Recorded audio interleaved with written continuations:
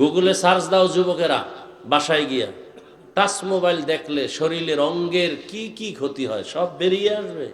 চিকিৎসা বিজ্ঞানী সব ওপেন থিওরি দিয়ে রাখছে যে কি কি অঙ্গের ক্ষতি হয়, চোখের কি ক্ষতি হয়, কানের কি ক্ষতি হয়, ব্রেনের কি ক্ষতি হয়। সংসার ধ্বংস হয়ে গেল এই মোবাইল। সন্তান মা বাবাকে জবাই করে, পেছনে কাজ করে মোবাইল। মা বাবা সন্তানকে হত্যা করে, ভাই ভাইকে জবাই করে, সহযোগিতায় কাজ করে কি মোবাইল। ছাত্রদের লেখাপড়া ধ্বংস কি কারণে? মোবাইল। চরিত্র শেষ, শারীরিক দুর্বলতা দিন দিন, হার্ট দুর্বল, চোখের পাওয়ার দুর্বল, কিডনি দুর্বল। কিসের কারণে? অথচ ডাক্তার দেখায় আমার কিডনি যেন নষ্ট না হয়, চোখ যেন নষ্ট না হয়, অথচ অনায়াসে আমাদের পুরো বডি নষ্ট হয়ে যাইতেছে। কিসের কারণে? এ খবরও নাই, অনেকে বিশ্বাসও করে না। কি বলেন আপনি? আমি হুজুর হয়ে বলছি তো, এই জন্য কানে ঢুকে না। গুগলে সার্চ দাও যুবকেরা, বাসায় গিয়া টাচ মোবাইল দেখলে শরীরের অঙ্গের কি কি ক্ষতি হয় সব বেরিয়ে আসবে। চিকিৎসা বিজ্ঞানী সব ওপেন থিওরি দিয়ে রাখছে যে কি কি অঙ্গের ক্ষতি হয়, চোখের কি ক্ষতি হয়, কানের কি ক্ষতি হয়, ব্রেনের কি ক্ষতি হয়। এই যে মোবাইল মাথার পাশে রাইখে রাত্রে অনেকে ঘুমায়, মোবাইল ব্রাস্ট হয়ে যায়, মোবাইল ব্রাস্ট হয়ে আগুন লেগে মাথা নষ্ট। কারণ এটার মধ্যে একটা ম্যাগনেট আছে। এই যে বাড়ির ছাদের উপরে টাওয়ার লাগায় মোবাইলের, আছে না নাই?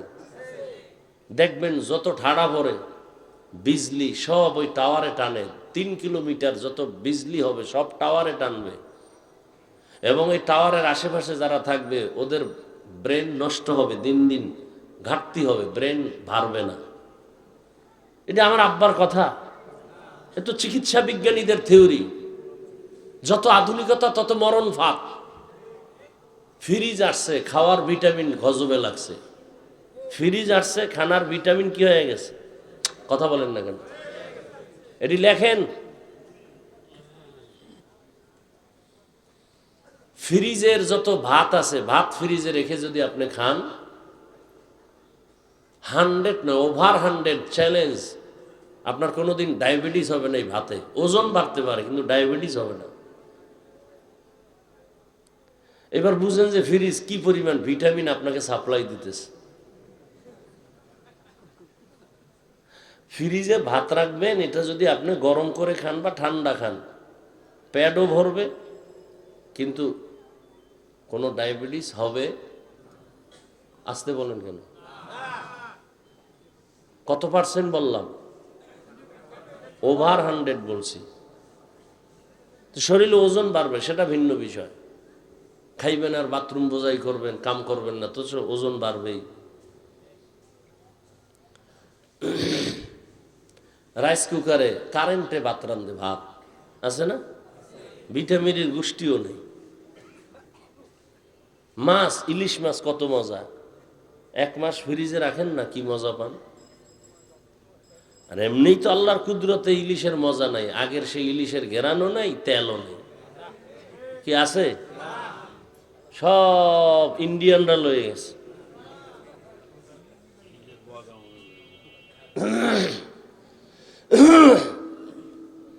পহেলা বৈশাখ খাবেন না এই গজবের ইলিশ আর পান্তা ভাত? আমি তো ইলিশ আর পান্তা ভাত খাই মাঝে মাঝে। ইলিশ পান্তা মজা আছে, অনেক মজা। বাকি পহেলা বৈশাখী খাইতে হবে, এটা গুনাহ। এটা কি গুনাহ? কি খুব বিষ বিষ লাগতেছে অন্তরে না? জ্বলতেছে মনে হয় কিছু। দিল জ্বলবে না? আকাম করবেন তো, আমি বললে তো একটু জ্বলবেই। আপনি আকাম করেন, এতে দোষ নাই, আমি বলি কেন এটা দোষ না? কয় মরাডারে মারো কেন, কয় লড়ে কেন। অন্তর এত নষ্ট হয়ে গেছে, ভালো কথা শুনতেও চায় না। চোখের চশমার আয়না কালো, এসে প্যান্ডেলে কয় বাতি কালো কেন, কেয়ামত আসলো নাকি? বলে তোর চোখের উপরে কেয়ামত আসছে, মাঠে আসে নাই। সমস্যা বাতির না চোখের? চোখের। তাবলিগ ভালো, পীর মুরিদি ভালো, কওমি মাদ্রাসা ভালো, আলেম ওলামা ভালো, যারা ভালো বলে না এদের অন্তর খারাপ।